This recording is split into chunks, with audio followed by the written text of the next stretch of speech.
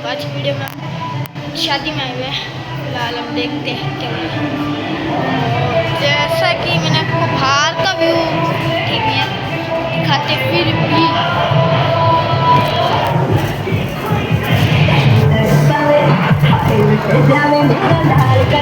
फिलहाल अभी इतना ही है, बात का तो मुझे पता नहीं है,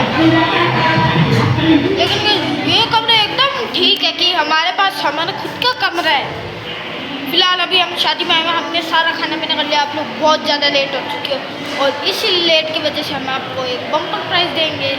तो मैं सिर्फ आपको इतना ही बता रहा हूँ, सब्सक्राइबर बहुत कम है, प्लीज़ कंप्लीट करिए। खाना खाने वक्त का ब्लॉग हम आपको अभी नहीं दिखा सकते क्योंकि ये बहुत ही अर्जेंट शादी है और भाई इस शादी या हमारे घर की शादी, इसलिए हम कभी ब्लॉग दिखाएंगे क्योंकि हमें भी तो एंजॉय करना है।